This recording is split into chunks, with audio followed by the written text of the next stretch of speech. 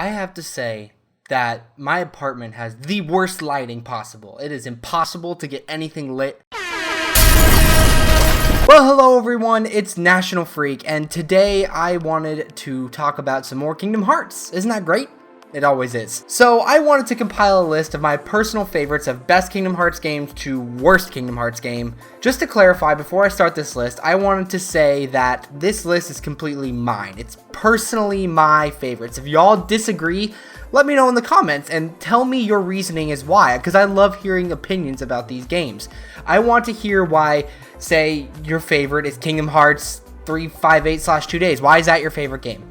I want to know why. So just let me know in the comments. To clarify, I am not including the remixes like 1.5 or 2.5 because those are just HD versions of games that already exist. I'm not including the video formats of 358/2 Days and Recoded because those are not games, those are basically movies. For Chain of Memories and Rechain of Memories, I am making them as one game. They are a single game. The GBA version, the Game Boy Advance version, and the PS2 version fall under the same category. They are not separate in this case. So, with all that out of the way, let's start with number one. So, number one for me is, of course, Kingdom Hearts 2. Now, before you all go and shout at me and yell at me and say, why in the heck do you think Kingdom Hearts 2 is your favorite? Which, of course, I have said in another video, Kingdom Hearts 2 is my favorite for many reasons. For one, of course, it was the first game in the series that I actually played through before I went to Kingdom Hearts 1. Now, I'm sure my story would be different if I would have started with Kingdom Hearts 1 and then went on to 2, and I'm saying that the first one was my favorite. So, basically, for me, the nostalgia factor for Kingdom Hearts 2 is a lot higher with Kingdom Hearts 2 rather than Kingdom Hearts 1. Also, the gameplay and the drive forms and just the faster pace of it was a lot more fun to me than in Kingdom Hearts 1, especially like the gliding and the jumping and the aerial jumping and the dodging. And it was just a lot more fun to me than Kingdom Hearts 1. Because Kingdom Hearts 1 had, the jumping was just, it was just awful. Like, there were some horrible platforming segments in that game that just made me go bonkers. And you know what I'm talking about. Tarzan, Deep Jungle, the freaking hippos in Kingdom Hearts 1. God, this really makes you mad. So number two, real quick, Kingdom Hearts 1. It's a great game. It is a fantastic game. Don't get me wrong. I love it to death. I still replay it to this day. The story in Kingdom Hearts 1 is far, far, far superior than that of Kingdom Hearts 2, even though they are connected. Just the fact that the gameplay in that really just made me drive away. It was a lot more challenging, which can be a good thing, but for me, it wasn't. It was too much of a hassle to do things and go places and get items and jump up places and figure out secret. It was just wasn't as good as Kingdom Hearts 2 to me. And again, I might be a little biased because I played Kingdom Hearts 2 before Kingdom Hearts 1.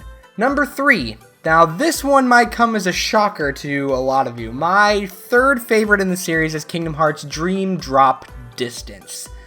Let me explain. So, I have been playing this game a lot recently. I've been trying to 100% it, or at least just get it finished.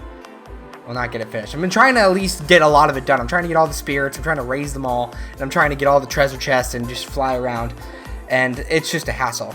Now, for this game, I love the worlds. The worlds are massive in this game. And it's for 3DS, and the graphics are gorgeous in it. They are so good for a handheld game. Now, the 3D, on the other hand, really isn't as good on this game as on other games, so I don't really use it, but that's beside the point.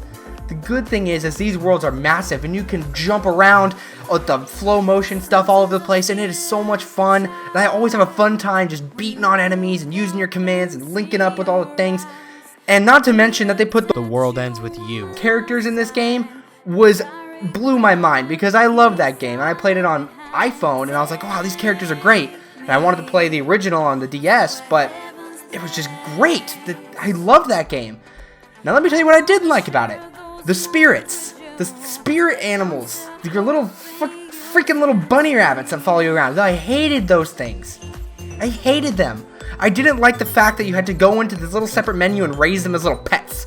It's not Kingdom Hearts. Kingdom Hearts doesn't do that. That's not what you're supposed to do. You're not supposed to place these pets everywhere for you to collect and do special challenges with them. It's just not what Kingdom Hearts is. I don't want to spend time collecting weird abilities from these animals that are only equipped on me whenever I have certain animals on them. It's just, that whole system is just, you need to stop. Other than that, the gameplay was phenomenal. It was really challenging, and I love the flow motion aspect of it. I really hope they bring that back in Kingdom Hearts 3. I think that it was a little cheap at some points. Maybe tone it back a bit, be able to like maybe unlock certain flow motion controls in Kingdom Hearts 3. That would be pretty awesome.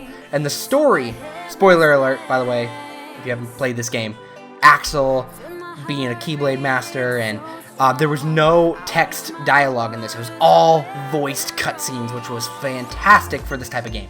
Number 4 on this list is, of course, Birth by Sleep. I loved Birth by Sleep. It was a great game. I loved the fact that you get to play as basically 3 games. You get to play as Terra, Aqua, and Ventus.